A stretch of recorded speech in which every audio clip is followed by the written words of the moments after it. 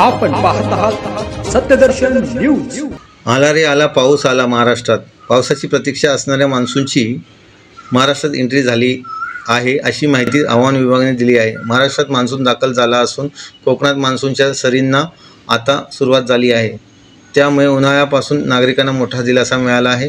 महाराष्ट्रात मान्सूनचं आगमन झाल्याने बळीराजाची चिंता मिटणार आहे, तर नागरिकांसह विशेषतः शेतकऱ्यांमध्ये आनंदाचं वातावरण आहे। दरम्यान गेल्या 2 दिवसापासून कोकणात मान्सून सक्रिय झाला आहे। कालपासूनच रत्नागिरी, सिंधुदुर्गमध्ये कालपासून पावसाला सुरुवात झाली आहे, तर दुसरीकडे मान्सून गोवा राज्यापर्यंत दाखल झाला आहे। शनिवारपर्यंत पाऊस रत्नागिरीत दाखल होणार असून मान्सून सक्रिय होण्यासाठी अरबी समुद्रात पोषक वातावरण असल्याची माहिती हवामान खात्याने दिली आहे।